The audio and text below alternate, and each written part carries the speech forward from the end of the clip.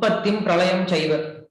பகவானுக்கு யார பகவான் சொல்லலாம் அப்படின்னா, யார் ஒருத்தருக்கு இந்த உலகத்தினுடைய உற்பத்தி பிரளயம் இது தெரிஞ்சிருக்கும், அதே போல பூதானாம் ஆகத்தின் கதம், அதே போல இந்த உலகத்துல உயிர்வாழ்கள் எப்படி தோன்றி மறையுது அப்படின்ற விஷயம் தெரிஞ்சிருக்கும்.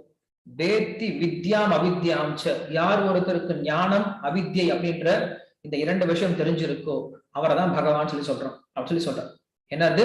இந்த உலகத்தினுடைய தோற்றம் மறைவு, அதே போல இந்த உலகத்துல இருக்கக்கூடிய உயிர்வாழ்களுடைய தோற்றம் மறைவு, அதே போல ஞானம் அஜ்ஞானம் அப்படின்ற இந்த விஷயத்தை தெரிந்தவர் தான் பகவான் சொல்றோம் அப்படின்னு சொல்றோம். அப்ப வியாசரை ஏன் பகவான் சொல்றோம் அப்படின்னா, இந்த எல்லா விஷயம் எங்க இருக்கு? வேதத்துல இருக்கு. வேதத்துல இந்த உலகம் எப்படி தோன்றுது, எப்படி அழிக்கப்படுது, உயிர்வாழ்கள் எப்படி தோன்றுறாங்க, எப்படி அழிக்கப்படுகிறாங்க, அதே போல இந்த உலகத்துல எது ஞானம் எது அஜ்ஞானம் அப்படின்ற விஷயம் எல்லாம் வேதத்துல இருக்கா. சோ பிரம்மதேவருக்கு ஒரு சமயத்துல இந்த உலகம் எப்படி படைக்கணும் அப்படின்ற விஷயம் மறந்து போயிடுச்சு அப்படின்னா அவர் என்ன பண்ணுவாரா? வேதத்தை பார்த்தா இந்த உலகத்தை படைக்கவே ஆரம்பிப்பார்.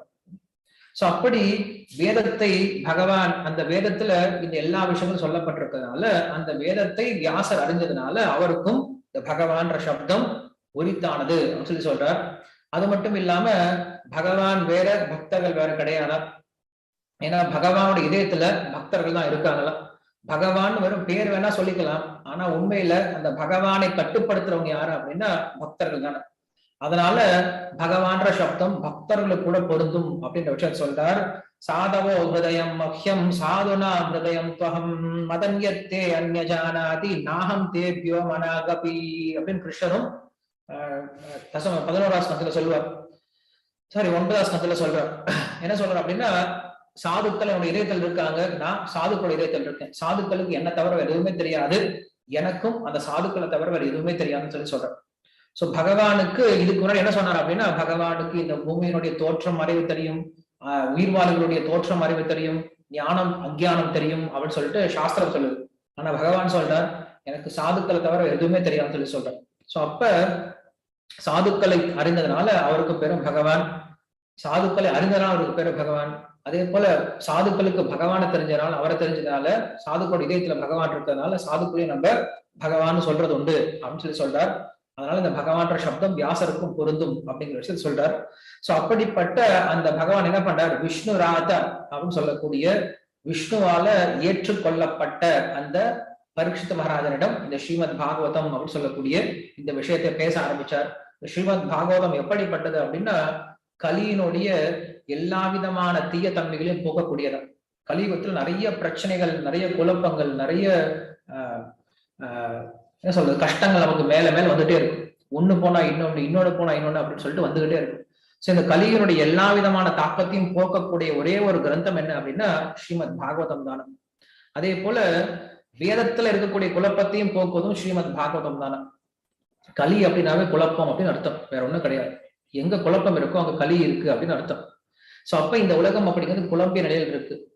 யாருக்கும் என்ன செய்யணும் அப்படிங்கிறதே தெரியல, எது செய்யணும் எது செய்யக்கூடாதுன்னு தெரியல, எது முன்னாடி செய்யணும் எது பின்னாடி செய்யணும்னு தெரியல, எதற்கு நேரம் கொடுக்கணும் எதுக்கு நேரம் கொடுக்க கூடாதுன்னு தெரியல, எது வாழ்க்கையில முக்கியம் எது வாழ்க்கையில முக்கியம் இல்லைன்னு சொல்லி தெரியல, எது தர்மம் எது அதர்மம் தெரியல, எது பாபம் எது புண்ணியம் தெரியல, எது நம்மை நல்வழிப்படுத்தும் எது நம்மளை நல்கதி கொண்டு போகும் எது நமக்கு துர்கதியை கொடுக்கும் அப்படிங்கிற விஷயம் தெரியல, எது ஒழுக்கம் எது ஒழுக்கமற்ற வாழ்க்கைன்னு தெரியல.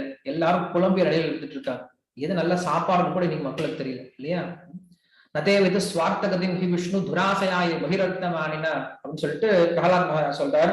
இந்த உலகத்துல மக்களுக்கு எது நல்லதுன்னே தெரியல. குழந்தைகளை போலதான், குழந்தைகளை பார்த்தோம் அப்படின்னா அதுக்கு நல்லது எதுன்னே தெரியாது. அது என்ன பண்ணும், குடுன்னு ஓடி போயிட்டு நெருப்புல கை வைக்கும், போய் கத்தில கை வைக்கும், திபு திபுன்னு மேல இருந்து உருண்டு கீழே விழுவும் இல்லையா. அதுக்கு எது நல்லதுன்னு தெரியாது, எல்லாத்தையும் கண்டதா எடுத்து வாயில போட்டுக்கும் இல்லையா. அப்பா அம்மா என்ன பண்றாங்க, அதை நல்வழிப்படுத்துறாங்க, இப்படி பண்ணாதரா அப்படின்னு சொல்லி நல்வழிப்படுத்த வேண்டியதா இருக்கு. அது போல இந்த கலியுக மக்களுக்கு எது நல்லதுன்னே தெரியல. ஏன்னா மக்கள் யாரும் சாஸ்திரத்தை பின்பற்றுறது கிடையாது. சாஸ்திரம் தான் நமக்கு தாய் தந்தையை போன்றது. வத்சலதரம் சாஸ்திரம் அப்படின்னு சொல்றது. மாதா பிதாயாக சஹசிரேபிய வத்சலதரம் சாஸ்திரம் அப்படின்னு சொல்றாங்க. அதாவது ஆயிரக்கணக்கான பெற்றோர்களை ஒன்று சேர்த்தோம் அப்படின்னா சாஸ்திரத்துக்கு ஈடாகாது. ஏன்னா சாஸ்திரம் நம்மளுக்கு அப்படி வழிகாட்டுது. அந்த சாஸ்திரத்தினுடைய வழிகாட்டுதலை எடுத்துக்காதனால நாம் எல்லாம் குழந்தைகளை போல குழம்பினில எதை வேணா செய்யறோம் அப்படின்னு வாழ்ந்துட்டு இருக்கோம். சோ அப்படிப்பட்ட கலியினுடைய தோஷத்தை போக்குவது இந்த பாகவதம் சொல்லி சொல்றார். அதே போல வேதத்திலயும் நிறைய குழப்பங்கள் இருக்கு. வேதத்துல எது செய்யணும், எது செய்யக்கூடாது, எது உண்மையான குறிக்கோள், எது குறிக்கோள் அற்றது, எது கர்மம், எது ஞானம், எது பிரம்மம், எது தேவர்கள் அப்படின்ற விஷயம் தெரியாம நிறைய குழம்பிய நிலையில வேதங்கள் இருக்கு. சோ அப்படிப்பட்ட அந்த வேதத்தையே நமக்கு தெளிவுபடுத்தக்கூடியது இந்த ஸ்ரீமத் பாகவதம் அப்படிங்கிறதுனால வேதத்தோடைய குழப்பத்தையும் போக்கக்கூடியது ஸ்ரீமத் பாகவதம் அப்படின்னு சொல்றார். அதே போல உண்மையாலுமே கலியை அடக்கியவன் யாரு அப்படின்னா பரீட்சித் மகாராஜன். நம்ம 1ஆம் ஸ்கந்தத்திலே பார்த்திருக்கோம். 1ஆம் ஸ்கந்தத்துல பரீட்சித் மகாராஜன் கலி புருஷனை என்ன பண்றான், அடக்கி ஆள்றான். கலி உள்ள பூகாம அடக்கி ஆழ்ந்துட்டு இருக்கான்.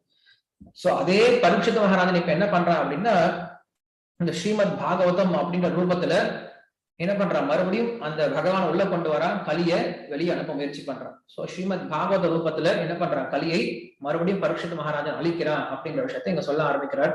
சோ அப்படிப்பட்ட இந்த ஸ்ரீமத் பாகவதம் அப்படிங்கிறது ரொம்ப ரொம்ப ரகசியமானது.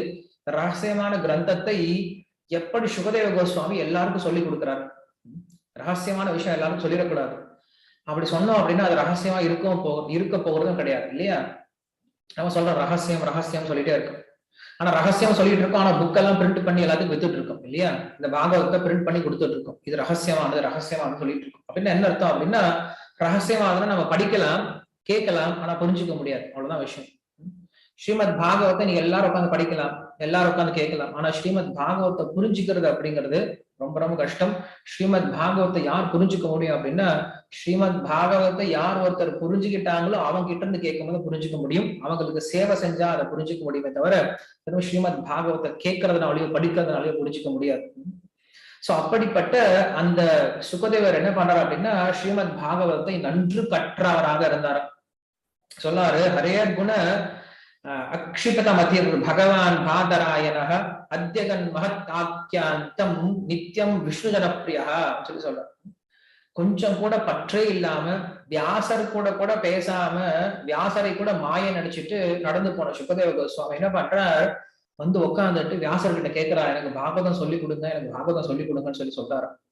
பாகவதம் அவர் கத்துக்கணும் அப்படின்னு அவசியம் கிடையாது. ஏன்னா அவர் ஏற்கனவே முக்தி பெற்ற நபரா இருக்கார். முக்தி பெற்ற பின்னாடி ஏன் பாகவத்தை கத்துக்கிறார் இல்லையா. நம்ம சொல்லலாம், நான் இப்ப எதுக்கு பாகவதம் கத்துக்கிறோம் அப்படின்னா முக்தி அடைவதற்காக பாகவத்தை கத்துக்கிறோம் அப்படின்னு சொல்றோம். அட்லீஸ்ட் கடைசி ரீசன் சொல்லலாம் இல்லையா, முக்திக்காக பாகவத்தை தெரிஞ்சுக்கிறோம் அப்படின்னு சொல்றோம். ஆனா சுகதேவர் ஏற்கனவே முக்தி பெற்ற ஆத்மாவா இருக்கார் இல்லையா. சோ முக்தி பெற்ற ஆத்மா ஏன் மறுபடியும் பாகவத்தை படிக்கணும் அப்படின்னு கேட்கும் போது என்ன சொல்லப்படுது, நித்தியம் விஷ்ணு ஜனப்பிரியா அப்படின்னு சொல்றோம். ஏன்னா இந்த பாகவதம் பக்தர்களுக்கு ரொம்ப பிரியமானதான். அந்த பக்தர்களை திருப்திப்படுத்துவதற்காக என்ன பண்றாராம், பாகவதத்தை கத்துக்கிட்டாரு. சோ அப்ப சுகதேவர் என்ன பண்றாரு, பக்தர்களுக்கு சேவை பண்றது அப்படிங்கிறதுக்காக பாகவதம் அப்படின்ற இந்த பெரிய கிரந்தத்தை கத்துக்கிட்டாரு. எப்படி கங்கை கீழே இறங்கி வந்தாலும் உண்மையில கங்கை மேல் லோகத்துல ஓடிட்டு இருக்கா. அந்த கங்கையை பகீரதன் கூப்பிடுறான், எங்க உலகத்துக்கு கீழே வாங்கன்னு சொல்லி கூப்பிடுறான். அப்ப கங்கையை பயப்படுறான், நான் உங்க உலகத்துக்கு வந்தேன் அப்படின்னா என்ன பாவிகள் எல்லாம் உபயோகப்படுத்திடுவாங்க, நான் என்ன இருவேன், உண்மையில பாபி போயிருவேன்னு சொல்லி சொல்றேன். அப்ப சொல்றாரு, அது வேணா இருக்கலாம், ஆனா நீங்க எப்ப கீழே இறங்கி வரீங்களோ அப்ப கங்கை நதி வந்த பின்னாடி ஹரிபாதம் தீர்த்தம் வந்திருக்கு அப்படின்னு சொல்லிட்டு எல்லா பக்தர்களும் என்ன பண்ணுவாங்க, உன்னிடம் ஸ்நானம் செய்வாங்க. சோ அந்த ஹரிபாதர்கள் அந்த பக்தருடைய பாத ஸ்பர்ஷம், அந்த பக்தர்களுடைய ஸ்பர்ஷம் உனக்கு கிடைக்கும், உங்களோட சத்சங்கம் கிடைக்கும், உனக்கு வேணுமா வேண்டாமா அப்படின்னு சொல்லி கேட்ட உடனே கங்கை ரொம்ப வேகமா ஓடி வரலாம் பக்த சங்கத்துக்காக. சோ அப்படி இங்க சுகதேவ கோஸ்வாமி சொல்றார், பக்த சங்கத்துக்காக என்ன பண்றேன், நானும் பாகவத்தை கத்துக்கிட்டேன், பாகவத்தை சொல்லி கொடுக்க முயற்சி பண்றேன் அப்படின்னு சொல்லி சொல்றார். சோ அந்த பாகவதம் அப்படிங்கிறது ரொம்ப பிரியமானது யாருக்கு, பக்தர்களுக்கு. அந்த பாகவதத்தை சுகதேவ கோஸ்வாமி பேச ஆரம்பிச்சார் அப்படின்னு சொல்லி சொல்றார்.